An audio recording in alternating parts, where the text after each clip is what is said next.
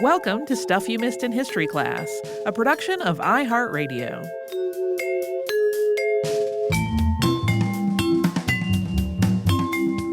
Hello and welcome to the podcast. I'm Holly Fry. And I'm Tracy V. Wilson.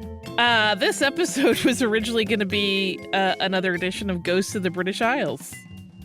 It sort of still is.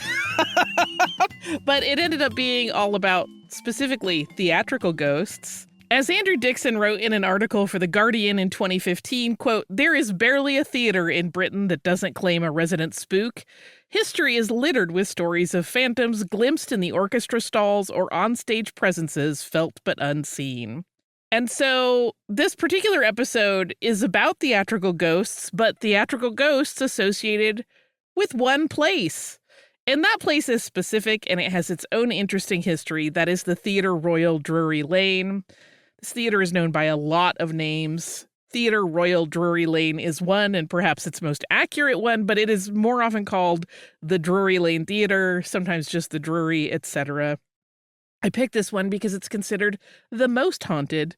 But the thing is, the ghost stories that it has are many in number, but there's not a lot of documentation about these sightings. So I thought first we would talk about this theater's history because it's really interesting. So this is one for the theater kids in the crowd. And then we are going to talk about some of the ghosts that are associated with it, including one whose ghost is a previous podcast subject. And I don't think we talked about him being a haunting entity on that one. I went back and checked and heard nothing about it. So I don't think we did. We're like augmenting that story. Yeah, we did mention this theater a lot in it, which is why, as I was reading through that line, I kept being like, why is this familiar? Yeah. I kept looking back through stuff and then went, oh, yeah, okay. So the Theatre Royal Drury Lane in London is the oldest theater of the city that's still in regular use. There have actually been multiple buildings on the site over the years, but they all operated under the same charter. Because of this theater's age, it is home to a lot of ghost stories. The theater is part of the city of Westminster, that's a borough of London, and part of the city's historic West End Theater District. The name is actually a little confusing because the theater's address and main entrance are not on Drury Lane, they're on Catherine Street. Drury Lane is one street over at the back of the theater. The name may have come from another building that was near the theater in its first incarnation, or because of a renaming of the streets. One other theory is that the name came from a previous theater run by the Drury's first proprietor, which was on Drury Lane. The original Theatre Royal Drury Lane opened on May 7th, 1663.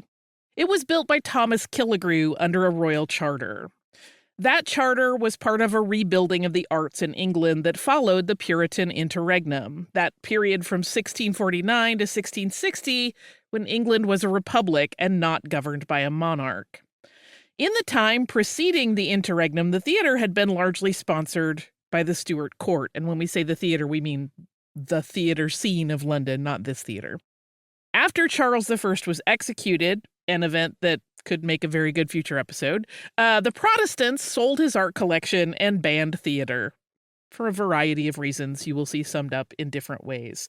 When the executed king's son, Charles II, regained the throne in 1660, he was eager to reestablish the cultural institutions the Puritans had closed down. A charming contemporary account of the granting of this charter and another reads, quote, King Charles II at his restoration granted 2 patents, one to Sir William Davenant and the other to Thomas Killigrew Esquire, and their several heirs and assigns forever for the forming of 2 distinct companies of comedians. The first were called the King's Servants and acted at the Theatre Royal in Drury Lane, and the other the Duke's Company, who acted at the Duke's Theatre in Dorset Garden. About 10 of the King's Company were on the Royal Household Establishment, having each 10 yards of scarlet cloth with a proper quantity of lace allowed them for liveries, and in their warrants from the Lord Chamberlain were styled Gentlemen of the Great Chamber. Whether the like appointments were extended to the Duke's Company, I am not certain. Can I just tell you how much I love the idea of having a job or title where they're like Here's your bolt of fabric. Go have your clothes custom made. That sounds dreamy. But to go back to the theater, Killigrew was a dramatist. He wrote the plays The Parson's Wedding, The Prisoners, and Claricilla. And the theater company that Killigrew founded was known as the King's Men in addition to the King's Servants, and the theater opened with the nickname the King's Playhouse. That theater, which cost a reported £2,400 to build at the time, so that was pretty expensive, staged The Humorous Lieutenant, a tragicomedy by John Fletcher, as its opening play. The theater actually closed for a couple years, for 1665 and 1666, but once it reopened, it had a lot of success for several years. But then that success was halted on January 25th, 1672, when the theater burned to the ground. The theater was rebuilt in 1674, though its footprint changed as it was expanded considerably. It is believed, although not conclusively documented, that Sir Christopher Wren may have been the architect responsible for its construction. When the new 4,000-pound facility opened on March 26, 1674, Killigrew stayed on as master of the revels. In 1682, the two companies that had been formed in the 1662 charters were merged into one, and Killigrew was still involved with this newly formed group until his death. That was on March 19, 1683. One of Killigrew's most significant contributions to the theater was the use of women actors instead of troupes consisting exclusively of men. Samuel Pepys noted in a diary entry from before the opening of the Drury Theater play staged by Killigrew, of which he says, quote, "And here, the first time that ever I saw women come upon the stage, Killigrew continued this practice at Drury Lane." Yeah, that was not common practice yet. From 1710 to 1733, the Drury Lane Theater was wildly successful, and it was home to the earliest productions of a lot of famous plays. The credit for this success is often given to the way it was run, which was the work of three men, Robert Wilkes, Colley Cibber, and Thomas Doggett. It was actually Cibber's autobiography that we read from in the account of how the two charters were granted earlier. These men had all been very closely tied to the theater for some time. Early publications of the manuscript for The Humorous Lieutenant list Cibber as one of the performers. And in 1713, Barton Booth joined the three-man management team when Thomas Doggett retired. But then in the 1730s, when Cibber's retired, the theater was taken over by Charles Fleetwood. Unlike his predecessors, Fleetwood was not a good manager. Under his leadership, a series of events that came to be known as the Drury Lane riots took place. A letter from Horace Walpole, who we've talked about on the show before, to Horace Mann, who I don't think we've talked about on the show before, mentions being at one of these riots. Quote, "The town has been trying all this winter to beat pantomimes off the stage. Fleetwood, the master of Drury Lane, has omitted nothing to support them, as they support his house. About 10 days ago, he let into the pit great numbers of bear garden bruisers, that is the term, to knock down everybody that hissed. The pit rallied their forces and drove them out. I was sitting very quietly in the side boxes contemplating all this. On a sudden, the curtain flew up and discovered the whole stage filled with blackguards, armed with bludgeons and clubs to menace the audience. This raised the greatest uproar, and among the rest who flew into a passion but your friend the philosopher. In short, one of the actors, advancing to the front of the stage to make an apology for the manager, he had scarcely begun to say, 'Mr. Fleetwood,' when your friend, with the most audible voice and dignity of anger, called out, 'He is an impudent rascal.' The whole pit huzzaed and repeated the words, 'Only think of my being a popular orator.'" I just think that's adorable. I really loved reading a lot of Horace Walpole's stuff when I was working on that. I stood up and yelled. It's just so charming. The cause of the riots is often chalked up to rising ticket prices, but modern scholarship makes the case that it was really much more complex than that. Part of it, the inclusion of pantomimes instead of higher grade of theater, which not everybody liked. Fleetwood had been steadily losing public trust for years, and in the year before the riots, the actors had a conflict with Fleetwood when he refused to guarantee their wages for the season. The actors had staged a walkout over treatment 10 years earlier in 1733, but in 1744, when this was going on, their only recourse was to file a legal action. They were no longer legally allowed to form their own theater if they left this one. Although the actors did lose their legal filing against Fleetwood, the whole thing left Fleetwood's already weak reputation with the public just completely ruined. After the 1744 riots, he sold his stake in the theater and left the country, settling in France. We'll continue to discuss the many people who managed the Theatre Royal Drury Lane, but we will first take a quick sponsor break.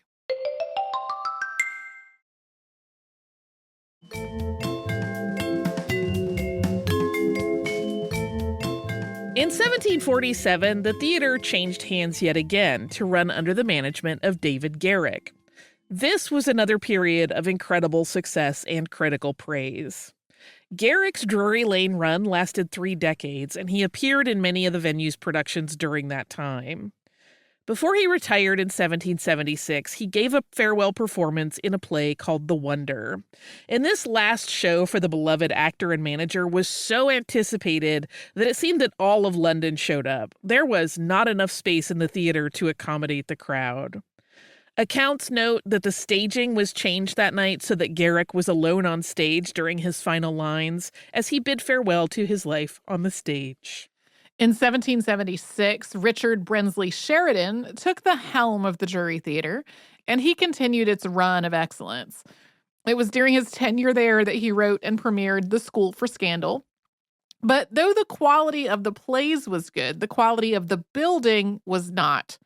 Over the years, a lot of problems had cropped up in the theater, and its age eventually surpassed management's ability to keep up.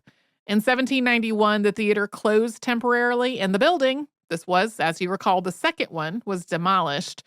For the next several years, the company continued to stage plays, but they were performed a little less than a mile away at Theatre Royal Haymarket, while the new building was erected at the Drury Lane location. The third building for the Drury was designed by architect Henry Holland, and his project started right after the second was torn down. When it opened in April 1794, it had this beautiful blue and white interior color scheme described as just being very richly decorated. And this new theater was once again bigger and could hold 3,611 audience members. This theater was built with the latest in safety materials and was touted as being fireproof.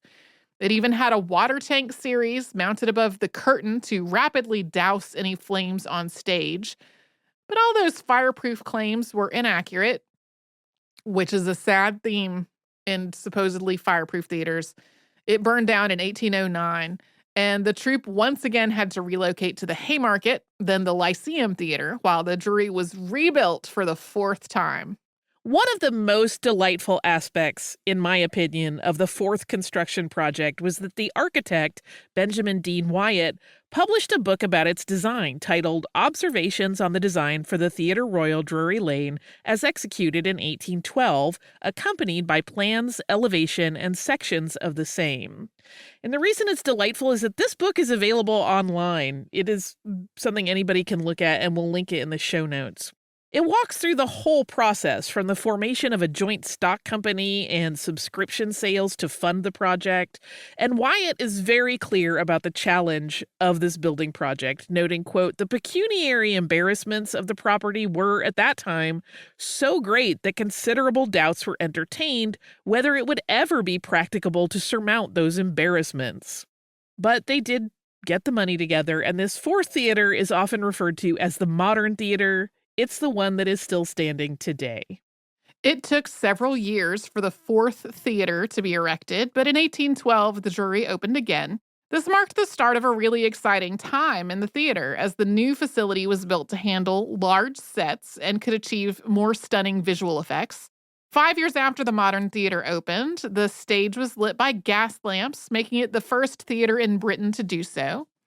This new era headlined Edmund Kean as its lead actor, and it did quite well for a while. Keane's death is very closely tied to the theater, as he was in the middle of a performance of Othello in 1833 when he collapsed on stage. And at that point, his son Charles, who was playing Iago, caught his father as he crumpled. Edmund reportedly said there on stage, "Oh God, I am dying. Speak to them, Charles." He never recovered, and he died a few weeks later. After this, the theater again went through a rough phase. For the 4 decades after Keane's frightening collapse on stage, the theater really didn't have a real success. In 1819, it had been leased by Stephen Price, a theater impresario from New York. And after he gave it up in 1830, the lease kind of had a revolving door of managers. Yeah, I was like, I'm not going to go through this whole list in the episode because it's literally like from April of this year to November of this year, this guy tried it, got scared and left. And then the next guy just tried to make a quick buck and then he was out. And then the next guy wanted to do something big but didn't have, like it's a very sad, quick list of no accomplishments. In 1879, Augustus Harris assumed management of the Drury, and he really invigorated the lagging space. Under Harris, melodrama reigned supreme, and it became one of the most popular entertainments of London. After Harris, the Drury once again had a successful leader at the helm in Arthur Collins. And Collins did not reinvent the theater's image. He continued more or less in the vein of Harris. He basically was like, we have a successful blueprint, I just need to keep executing it. Musicals debuted at the Drury in the 1920s. Prior to this, it was considered the home of dramatic theatrical performance, but it opened its stage to musical theater to meet the demands of London's theatergoers. Yeah, it's funny because now a lot of plays that end up on Broadway start in London and like musicals are super big. But at the time it was like, should we do this? Our reputation. During World War II, the theater became the home of the Entertainment National Service Association. You'll see that listed as ENSA. This organization was started to provide entertainment to Britain's troops during the war, and its first large-scale production was a variety concert that was broadcast by the BBC at the same time it was being performed before an audience at the Drury. The theater did sustain minor damage from bombing during the war, but was able to repair and reopen in 1946. Pacific 1860, a play written by Noel Coward, was its first production after World War II. The theater was given status as a Grade 1 Site of Historical Significance in 1958. At the close of the 20th century, the theater was purchased by Andrew Lloyd Webber, who wrote Cats, Phantom of the Opera, Jesus Christ Superstar, and Evita, among others. This was part of a $145 million bid that included 9 other theaters in London. In a press interview, Webber stated that this bold move was about keeping room for fresh, unique material on the stage, noting, quote, "It is vital that the theater be in the hands of people who know and love the theater. Otherwise, our lifeblood is taken away from us, and there's no room anymore for the old-fashioned producer who will back shows that take risks. I would like to think that we will be more sympathetic to shows that deserve a break to survive. There are lots of shows that don't look good on paper and appear not to be good business where we'll say, let's get behind this and hope it pays off." I love that. Incidentally, while I was researching this, I discovered that if you have a double last name, you have to hyphenate it in English standard writing. That's how I found it out. So I don't know when we call him Webber if we should call him Lloyd Webber or not. But Andrew Lloyd Webber has really followed through on his promise. He spent a reported £60 million to refurbish the theater, restoring it back to its 1812 design while also modernizing it to include new cafes and bars to make it like a destination for your entire day you could hang out there. It added disability access, it added more comfortable seating, as well as a lot of various technical additions that enable really state-of-the-art production values. And this renovation won the 2022 Theater Building of the Year award, which I did not know about until I was working on this, but it is given out by the Stage Awards each year. Okay, time for ghosts. But before we dig into the spectral inhabitants of Druryland, we will hear from sponsors that keep the show going.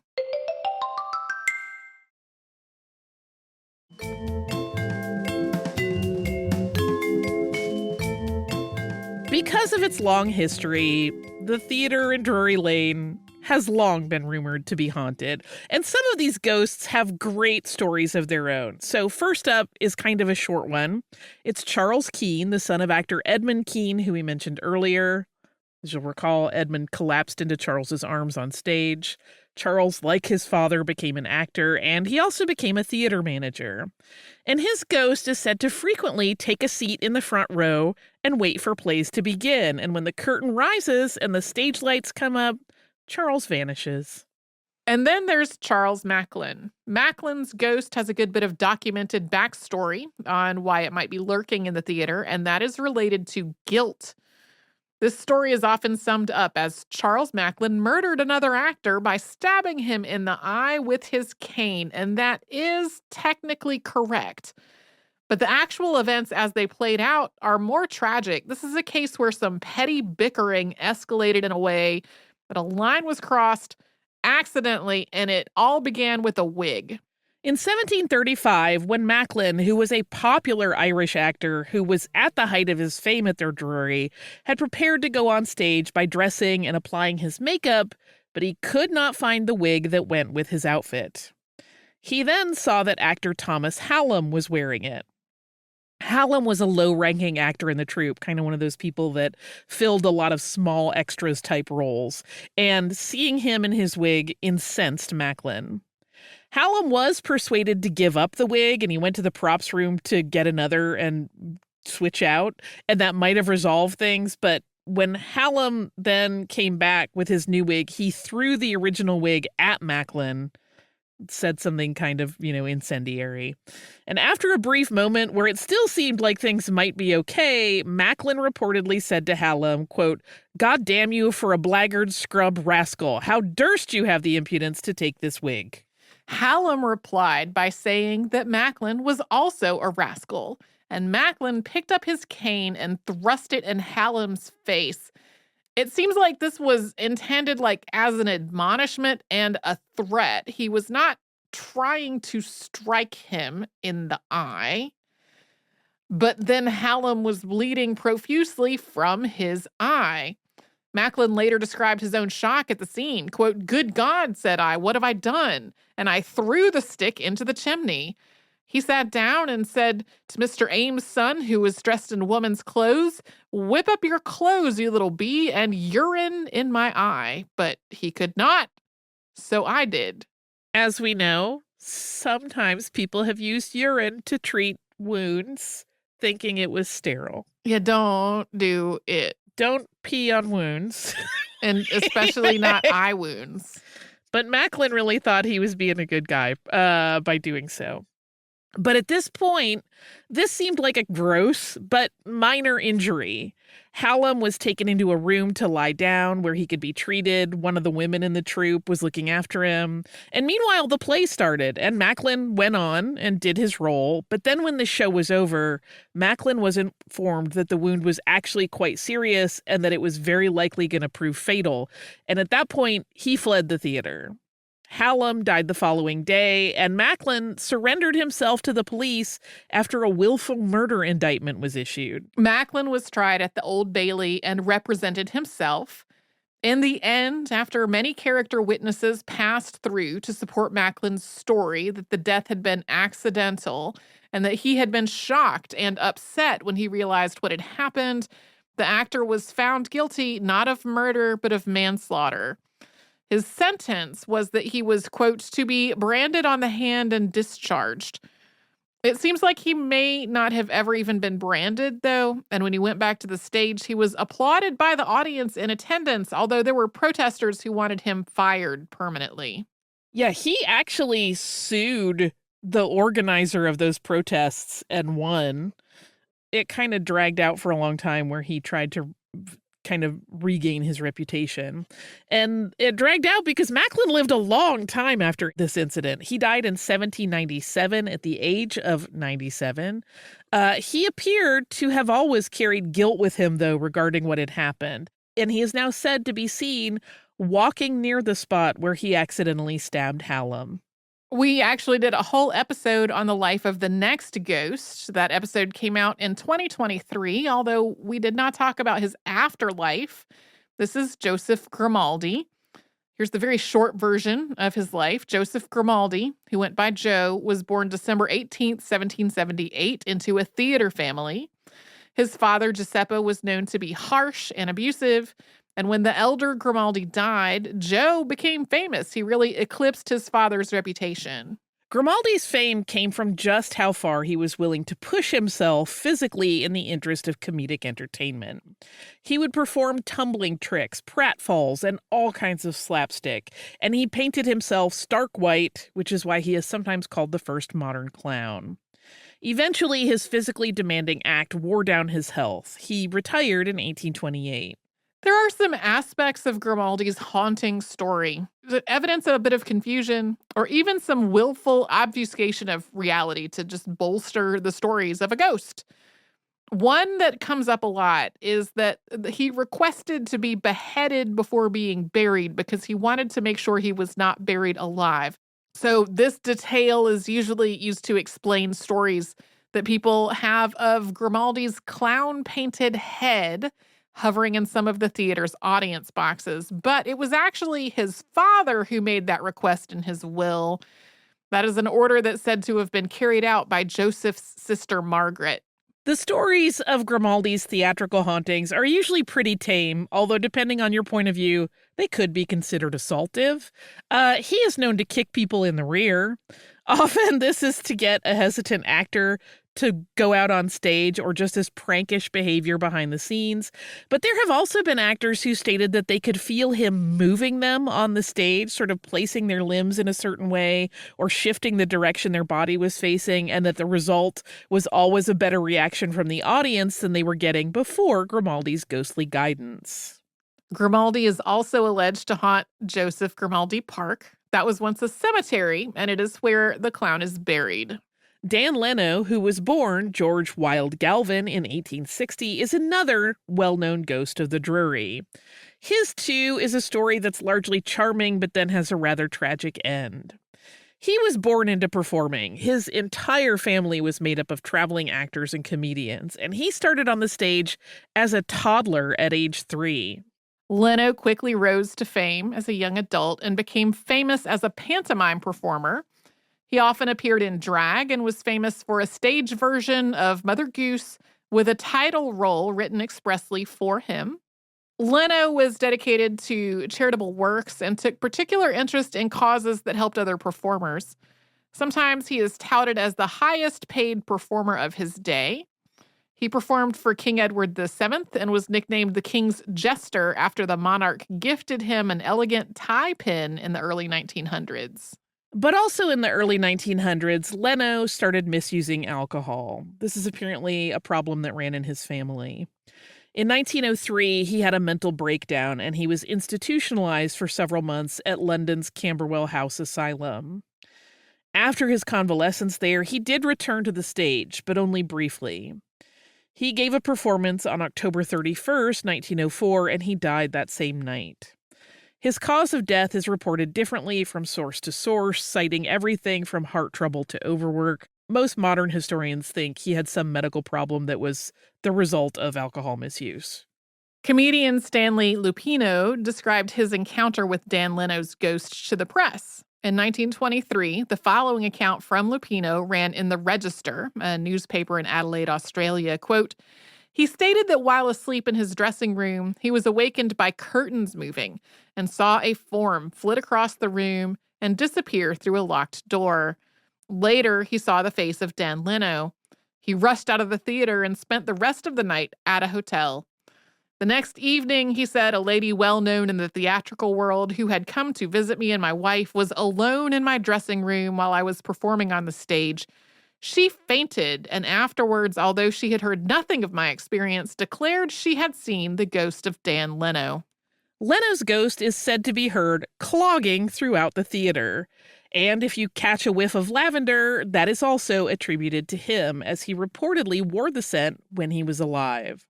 Sometimes it is Dan that gets the credit for assisting performers with their staging and body position instead of Grimaldi. He has even been reported to pat actors on the back after a good show. Drury Theater's most famous ghost, though, is the man in gray. He's the one who's been spotted the most, but he's also the one we know the least about. According to legend, this man appears in the upper circle, and he's dressed in 18th century clothing. He wears a tricorn hat and a riding cloak and carries a sword. And the man in gray is a very welcome spirit. It has become one of those theater superstitions that his appearance blesses a play's run. If you don't get the man in gray to stop by during your pre-production and rehearsals, your show might be doomed to flop. But who is he? This is one that has a very compelling but awfully difficult to corroborate detail that's sometimes offered as the explanation of his identity. Many accounts of the Drury say that during renovations in the 19th century, a skeleton was discovered. A 1939 article about the theater, written by John Shand of The Guardian, states of the man in gray, quote, "This friendly apparition has been seen coming out of the upper circle bar and vanishing through what was once a passage to the stage by persons who know nothing of the odd discovery made by workmen about 80 years ago. While making alterations, a wall where is now the upper circle bar was pulled down. Behind it was a small room. It contained a table and a chair, and in the chair sat a skeleton with a dagger in its breast. You may laugh at the ghost, but the skeleton is a fact. An inquest was held on it." But I never managed to turn up any mention of the skeleton or an inquest in any newspapers. You would think that would have been written about.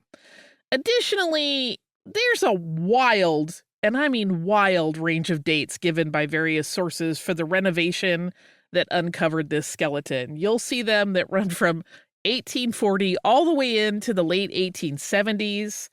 I searched throughout all of those time periods with a variety of different search chains, and I did not turn up a single newspaper mention.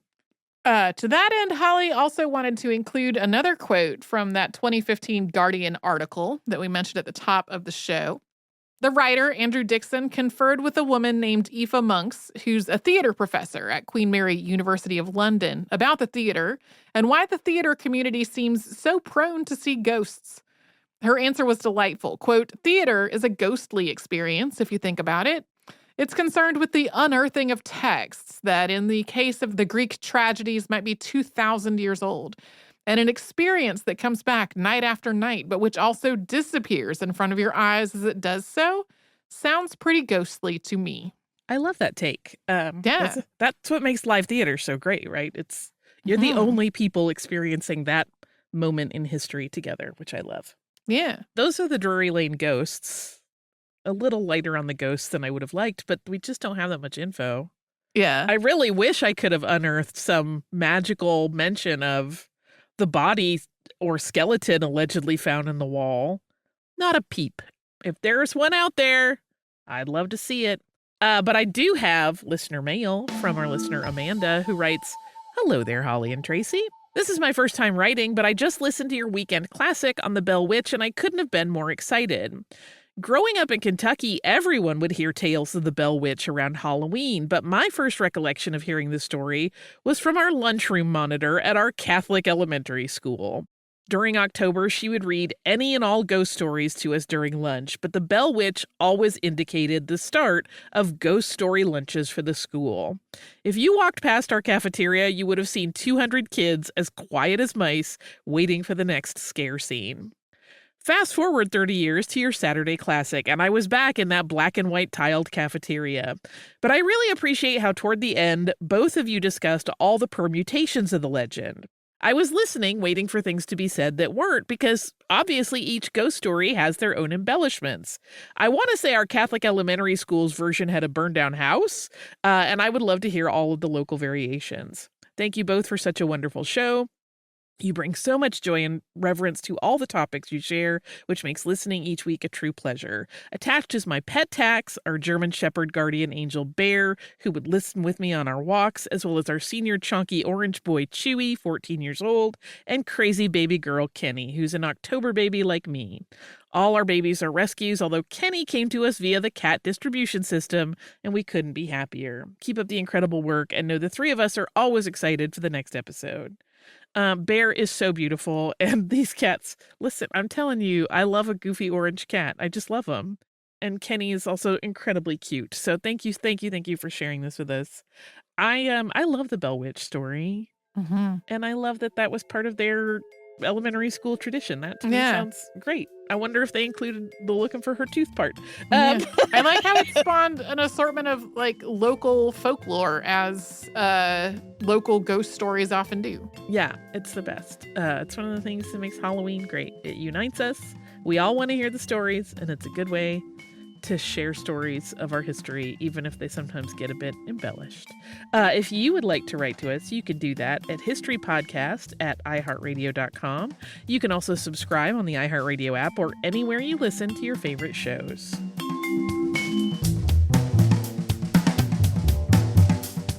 Stuff You Missed in History Class is a production of iHeartRadio. For more podcasts from iHeartRadio, visit the iHeartRadio app, Apple Podcasts, or wherever you listen to your favorite shows.